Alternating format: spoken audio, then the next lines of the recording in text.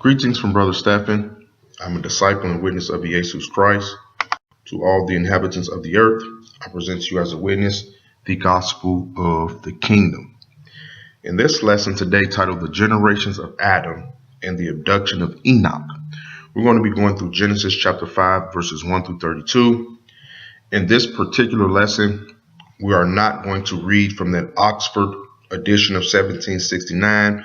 Neither are we going to read a complete version of my translation, but we're going to kind of add the two, because the only thing I'm pretty much going to be doing in this lesson is correctly transliterating the names in this genealogy.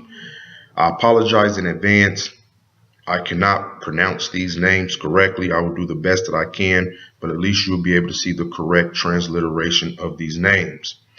Now, as I am teaching through some of the scriptures, some of the scriptures that I will be using to rightly divide the word of God, some of them will be out of my translation and some of them will not be. So I just wanted to give you that bit of information in advance before we get into this lesson. So beginning at Genesis chapter 5, verses 1, it says, "This is the book of the generations of Adam in the day that Elohim created Adam. In the likeness of Elohim made he him." It is important that you understand and to clarify false doctrine about the woman being created in the image of God. Woman was not created in the likeness of God. Adam was the man. That is the difference between male and female. Male is the likeness and image of God. Female is not. And Genesis chapter 5 verse 1 confirms that when it says, "And in the likeness of Elohim made he him." This is not them or they, and this does not include the woman. When you go to Genesis chapter 1 verses 26, it says, "And Elohim said, let us make Adam as our duplicate after our character." And this word character, again, coming out of my translation, is this come from the same word that Genesis chapter 5 verses 1 use when they say likeness. So when you go to Genesis chapter 1 verses 26 on that Blue Letter Bible website, you can either search the particular verse or the word likeness, but you will find that this word likeness comes from the Hebrew reference number 1823. And when you go to Genesis chapter 5 verses 1, they use the word likeness, which again comes from that Hebrew reference number 1823. When you're on that website, if you click on this reference number, the lexicon Strong's will open up and it will show you the Hebrew word that likeness is translated from in the King James Version, Oxford edition of 1769 Bible. What I did, I took this word and just used a Google translator. And as you can see, it translates to character. And character just gives you a much better description of what these verses mean when it says Adam was created in his likeness. Adam was created in his character. He had the same mannerisms as Elohim. When you look up the word character in a Google dictionary, it says the mental or moral qualities distinct to an individual. So not only did Adam physically look exactly like El, he also had the moral qualities of El when the day he was created. So when you when you get back to verse 2, it says male and female created he them. So once again, he creates Adam in his likeness, and then he creates female after he creates the male. When you get to Genesis, when you go back to Genesis chapter 1 verses 27, it says, "So Elohim created Adam in his own duplicate." And I use the word duplicate instead of image. So when people in this modern day and age hear the word, they have a better understanding of what it means, and they can also just look the word up in a dictionary to get a more detailed description of what it means when they say Adam was in his duplicate.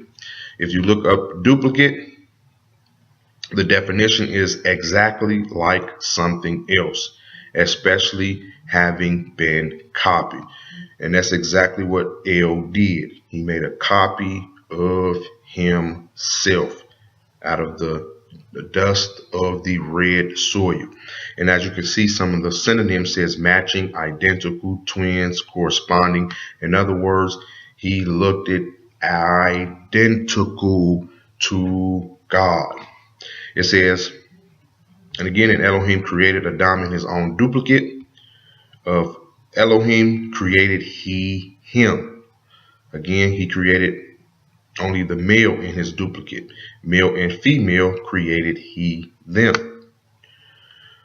When you go to Genesis chapter 2, verses 21 through 22, and again, I'm reading this from my version of this particular verse.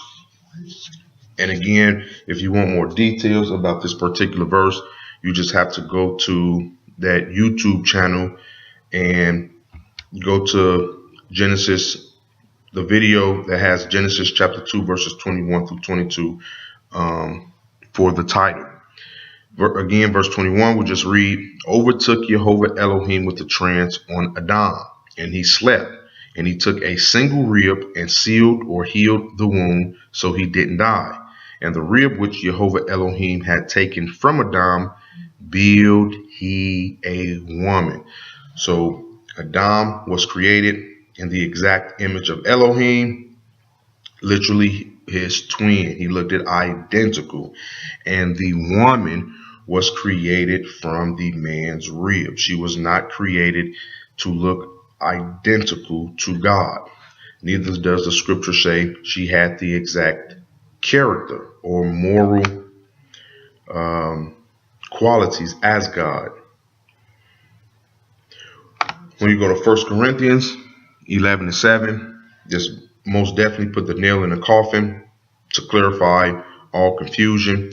It reads, for a man indeed ought not to cover his head, for as much as he is the image and glory of God, but the woman is the glory of the man. So when we get back to verse 2, male and female created he them, and he blessed them.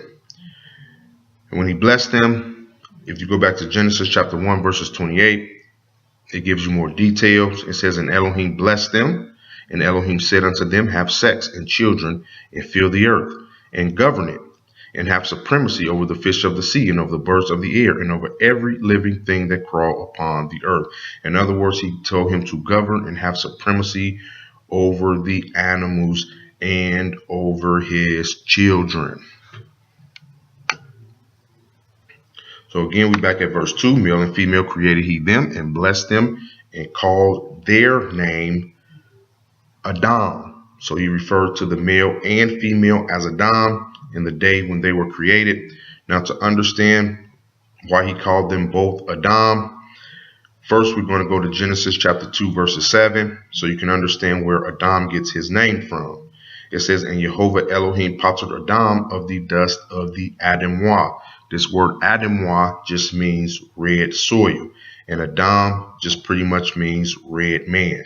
Adam gets his name from Adamois because he was pottered from the Adamois, from the red soil, and breathed into his nostrils air, and Adam became a living organism.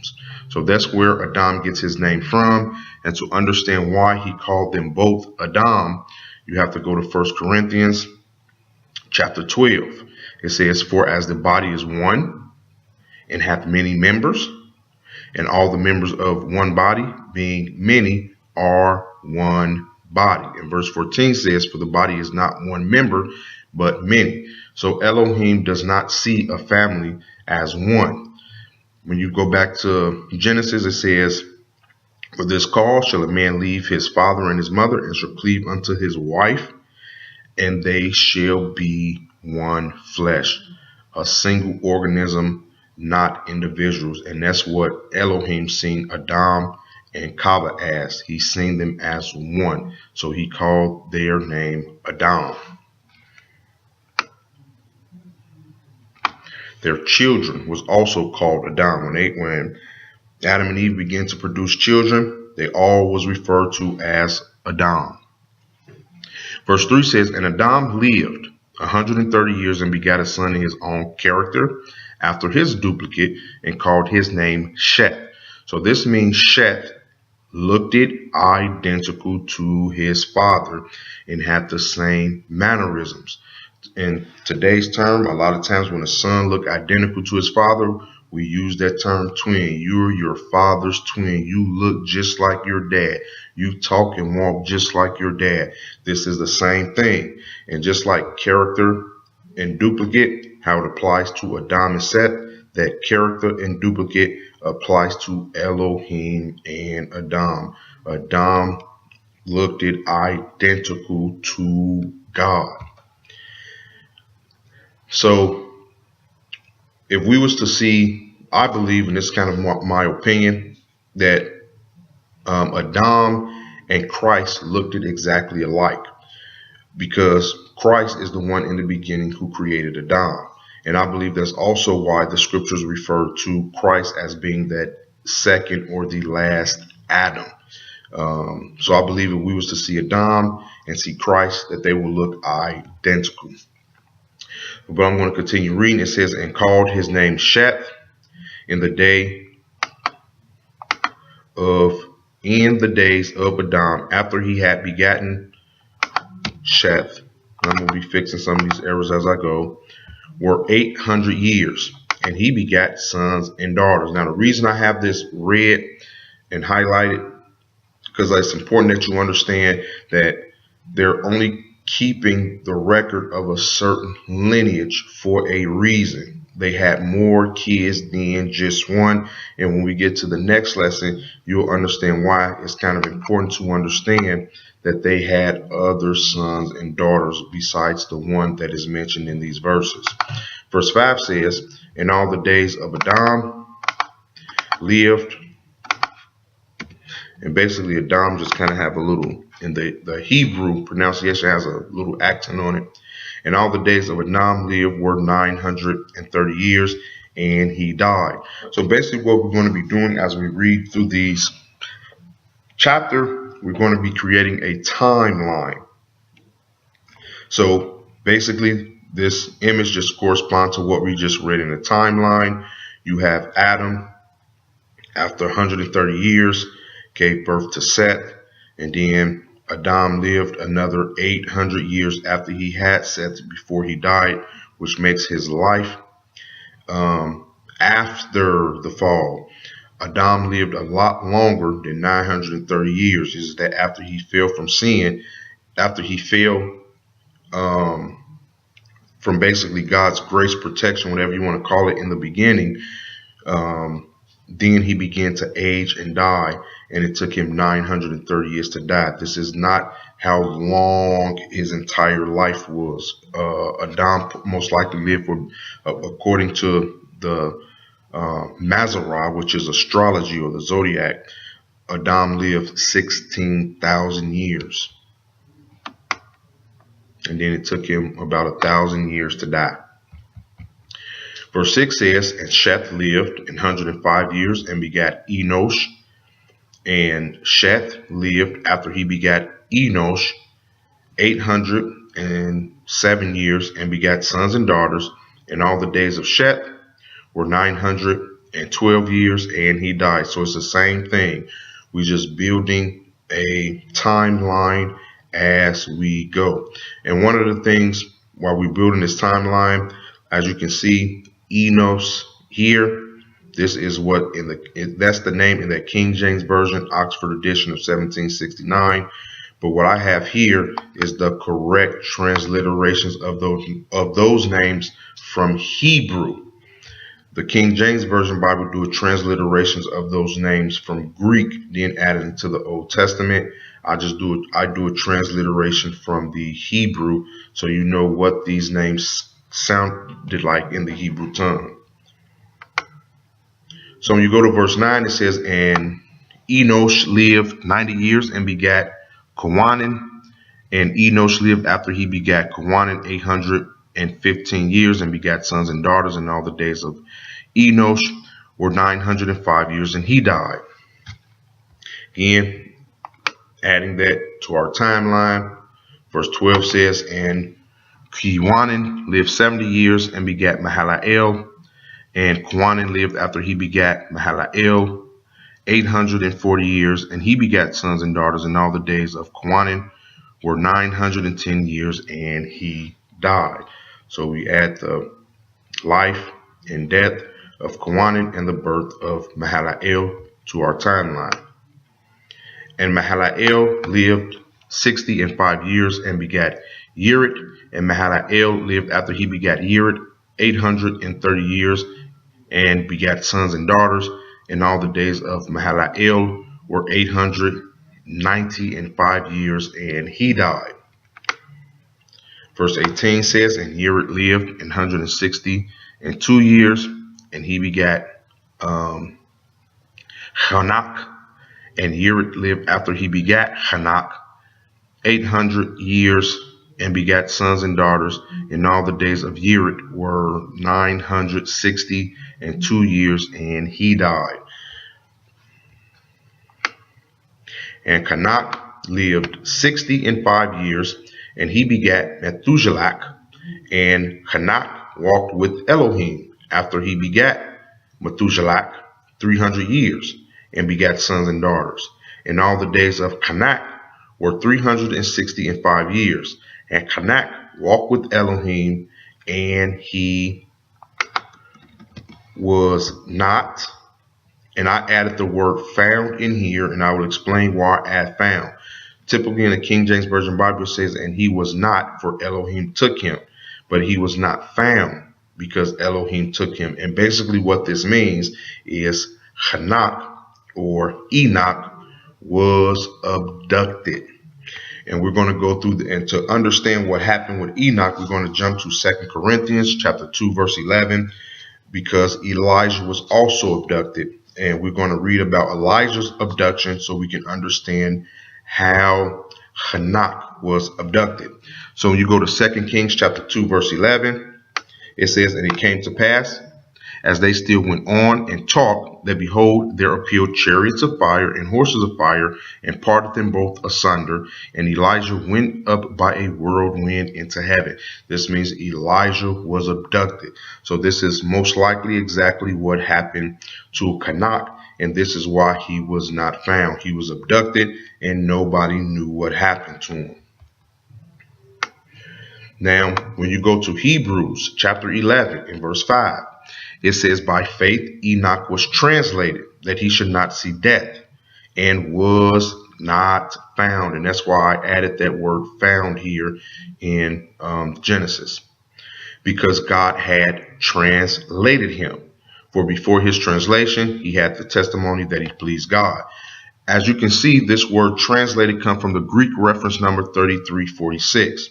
If you was to go on the Blue Letter Bible website and search this word translated and open up your concordance, you will see again that it comes from this Greek reference number 3346. When you click on this reference number, the lexicon Strong's will open up for that reference number. And this Greek word that translated comes from is metatypemi. Now, metatypemi in Greek actually is a combination of two Greek words, which is meta and typhemy. And pretty much what I have under here next is those two Greek words that meta and typhemy come from. Let me see if I can do this real quick. No, that's not going to work for me. So basically what I'm going to do is go over what meta means and what typhemy means, so you understand what metatypemy means. So first we're going to work on this meta. As you can see, and I'm going to have to play with this anyway because I want to blow this up.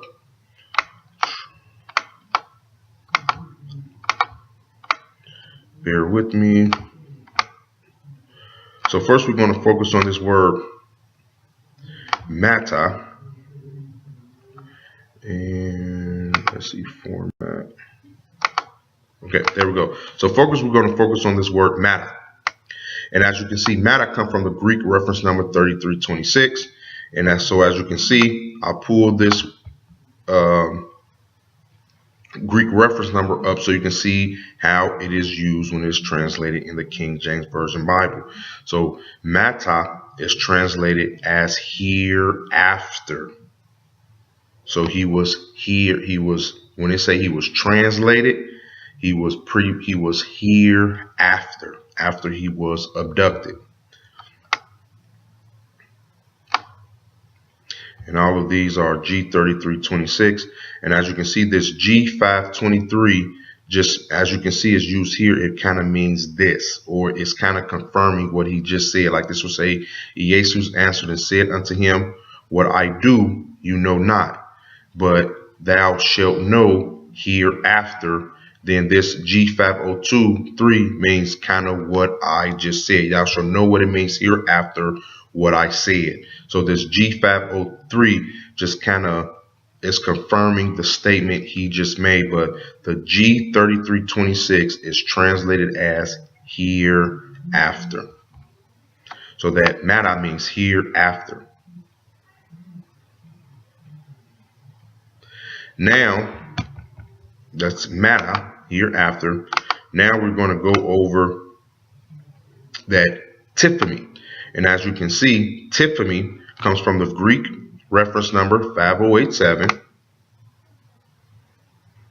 And we're going to go over this word twice because it has it's translated several different ways in the King James Version Bible. We're just going to go over two of them as it relates to Mata-Tiphany. And as you can see in the King James Strongs, this is that Greek reference number 5087. And it matches the Greek Tiphany. And as you can see in 19 verses in the King James Version Bible, it is translated as put.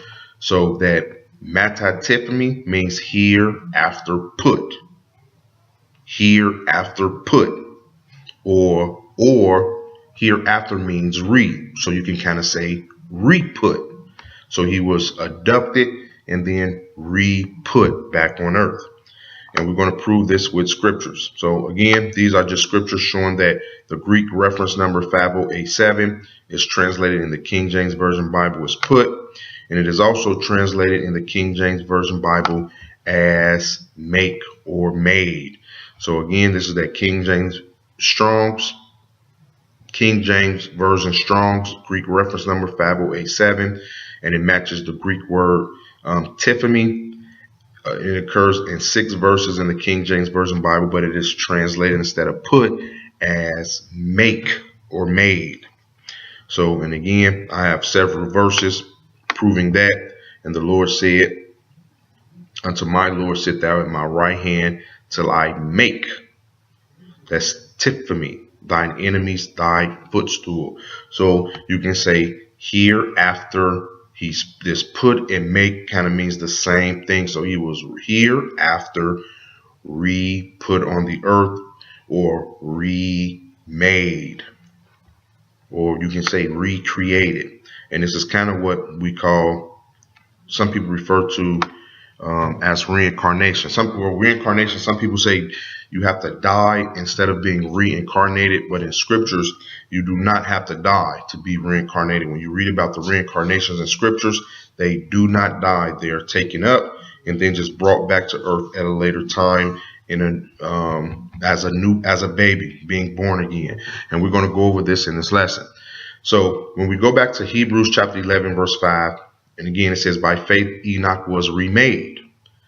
And that's that Mata, Tiphany, made, remade, or re-put, that he should not see death, and that he was not found because God had remade him. For before his remake, he had this testimony that he's pleased God. Now, the reason I use remake is when you look up that word remake in the dictionary, it gives you a much better understanding of what happened to Enoch versus the word translated that the King James Version Bible Oxford edition of 1769 uses. And that definition says to make again or differently. So God abducted Enoch and he was eventually remade again. Now, we're going to jump to Matthew chapter 11, verses 11 through 14, because earlier we was reading on how Elijah was also abducted. So that means if Elijah was abducted, he is also remade. So we're going to go read about when Elijah was remade so you can kind of understand what happened to Enoch. Beginning at Matthew chapter 11, verse 11, it says, Verily I say unto you, among them that were born of women, there hath not risen greater than Enoch the Baptist, notwithstanding he is least in the kingdom of heaven. He that is least in the kingdom of heaven is greater than he. And from the days of Enoch the Baptist unto now, the kingdom of heaven suffereth violence, and that violence taketh by force. And all the prophets and law prophesied until Enoch. And if you will receive it, this is Elijah which was to come. So when Elijah was abducted, he was translated or remade, and he was brought back as Enoch the Baptist. So now, if Elijah was taken up and brought back as Elijah the Tishbite was abducted and taken up into heaven, and he was remade into Enoch the Baptist, then the question is, who is the remake or rebirth of Enoch? And I'm going to confirm that with scripture. You're going to go to Genesis chapter 18, verses 9 through 12. It says, And they said unto him, These are angels who came to visit Abraham. So the angel said unto Abraham, Where is Sarah your wife? And he said, Behold, in the tent. And he said, I will certainly return unto you according to the time of life. And lo, Sarah your wife shall have a son. And Sarah heard it in the tent door, which was behind him and Abraham and Sarah were old and was old and well stricken in age. And it ceased to be with Sarah after the manner of women. This means Sarah went through menopause, which means she could not naturally have kids anymore. Her body was not even producing ovaries or eggs to have children. And before that, she was already barren. So verse 12 says, Therefore Sarah laughed within herself, saying, After I am waxed old, shall I have sex? In other words, sex to produce children, my Lord being old also. And Jehovah said unto Abraham, Wherefore did Sarah laugh, saying, Shall I of a surety bear a child, which I am old? When you get to verse 14, it says, Is anything too hard for Jehovah? So when you read about Jehovah abducting people, taking them into heaven and remaking them, putting them into the wombs of women to be reborn again, is anything too hard for Jehovah? And the answer to that is no. It says, At that time appointed, this is Jehovah speaking, I will return unto you according to the time of life, and Sarah shall have a son. And again, she shall have a son after she's well stricken in age and has went through menopause. Now, when you go to Genesis chapter 21, verses 1 through 5, it says, And Jehovah visited Sarah as he said, and Jehovah did unto Sarah as he had spoken. This does not say, and Abraham knew Sarah and she conceived, because that is not how Isaac was born. When you go to the Genesis, we're going to read in chapter 4, verses 1, 17, and 25. Anytime a child is born through sexual reproduction, it says, and Adam knew Eve. This means Adam had sex with Eve and she conceived. Verse 17, and Cain knew his wife. He had sex with his wife and she conceived. And Adam knew his wife again and she bare a son and called his name Seth. That is how the Bible translates sexual reproduction. When you go to Genesis 21, chapter 1, it says, and Jehovah visited Sarah. This means he placed Enoch back into the room of Sarah to be reborn. He remade Enoch, and his name became Isaac in the Greek, or Yitzchak in the Hebrew. And so from here, we're going to go to Luke chapter 1, verses 13 through 24. We're not going to read all those verses, just a few of them, so you can see the same thing happened to Enoch the Baptist. When you go to Luke chapter 1, it says, "But an angel said unto him, Fear not, Zacharias." So there's one thing I want to point out.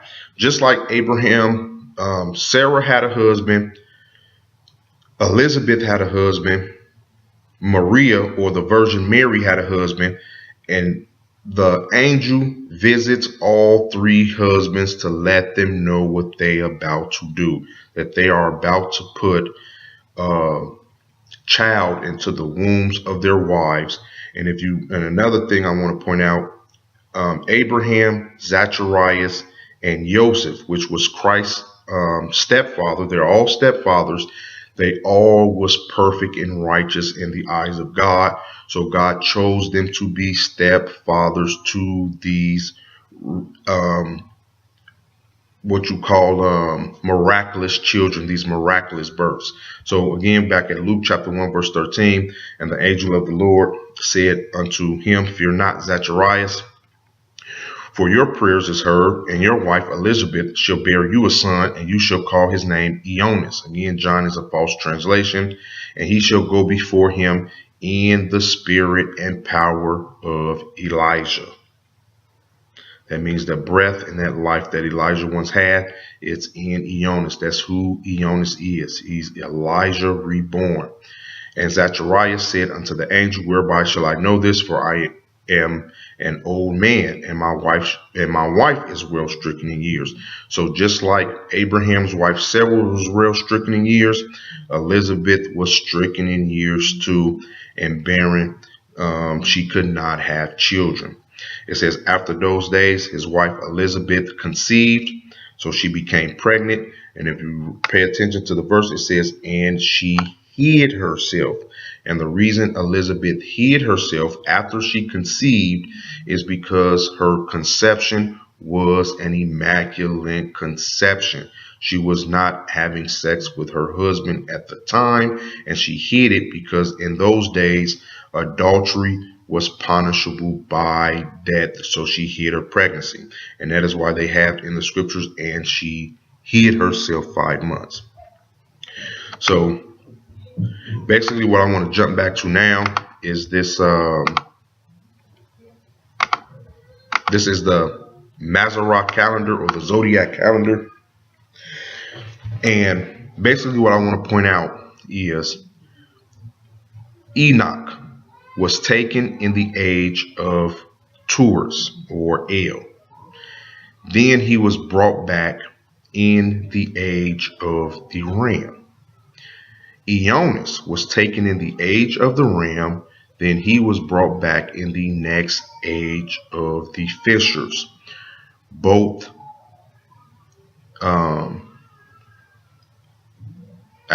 Enoch was brought back as Isaac, and Elijah was brought back as Enoch the Baptist. Each one usher in the new age. Once they are born, pretty much the age prior to that is that sign that that age is over it, and now they entered into a new age.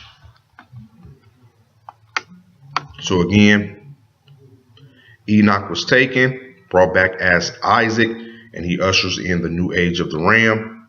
And we go over this in several verses, even how when Elohim tells Abraham to offer up Isaac as a sacrifice. And when he goes to offer up Isaac, there's a ram stuck in the bushes for him to sacrifice in the place of Isaac. And again, Elijah the Tishbite was abducted in the age of the ram, and then he come back to usher in and prepare the way for Christ in the age of fishers. So now we're back at verse 21. It says, "And Chanowk, which is Enoch, lived 65 years and begat Methuselah, And Chanowk walked with Elohim after he begat Methuselah 300 years and begat sons and daughters. And the days of Chanowk were 365 years. And Chanowk walked with Elohim, and he was not found, for Elohim took him. So again, we're just adding that information to our timeline. Enoch is born at 65. He has Methuselah. And at 365 years of age, he is abducted. And then later, metatypemy, which means is remade. When you get to verse 25, and Methuselah lived 108 and 7 years and begat Lamech. And Methuselah lived after he begat Lamech 702 years and begat sons and daughters. And all the days of Methuselah were 969 years, and he died. Again, adding it to our timeline. And as you can see here, when Methuselah dies, immediately after he dies, the great flood begins.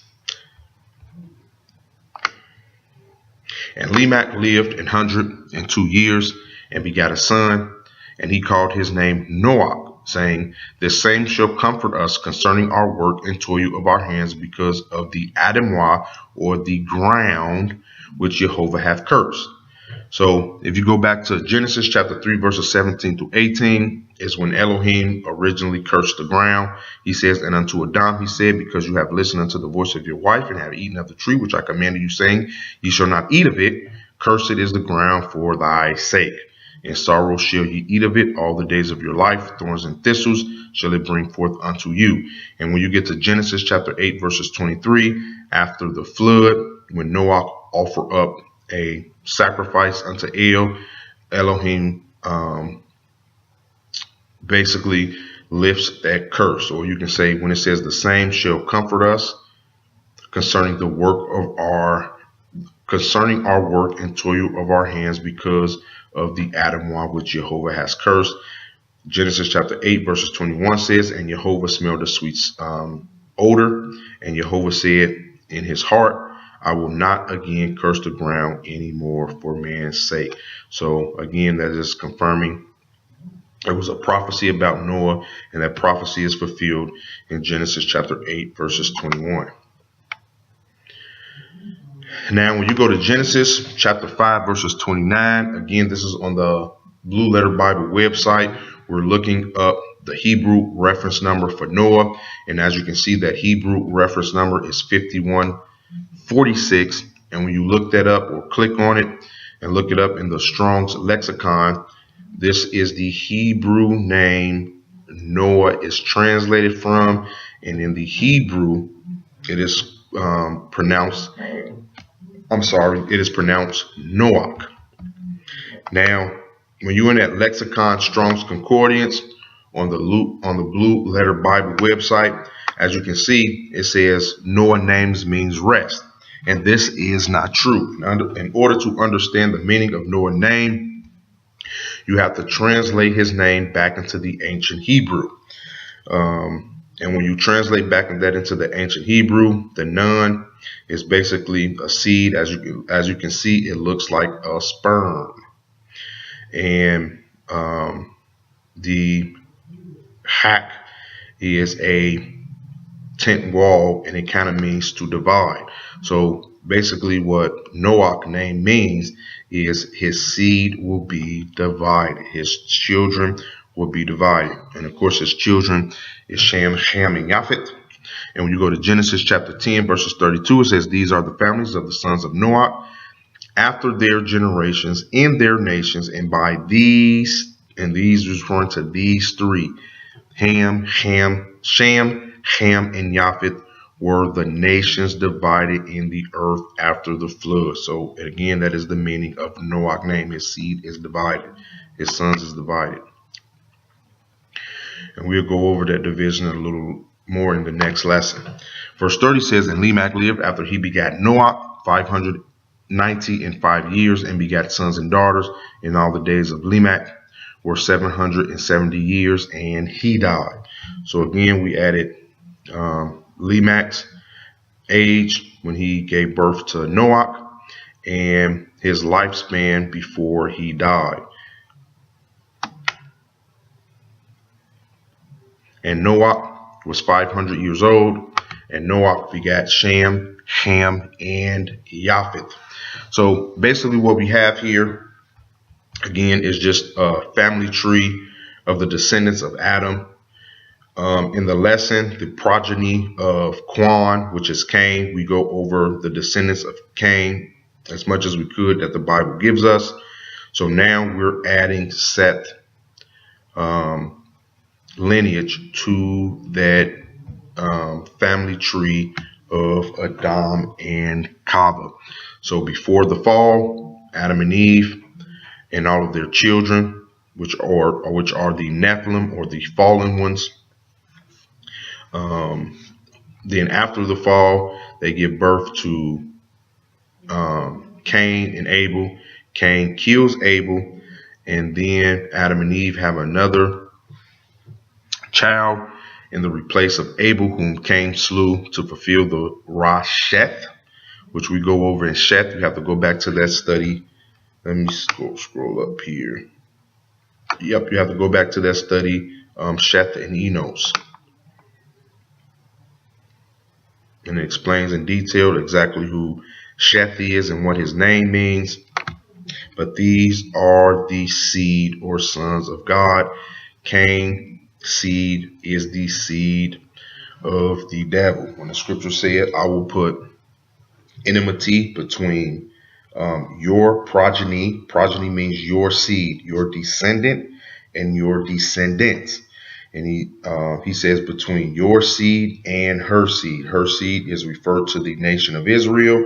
So this is that progeny of the devil, Cain's seed, and the progeny of her, which is God's seeds, God's children, are the descendants of Seth. And with that being said, this concludes this gospel.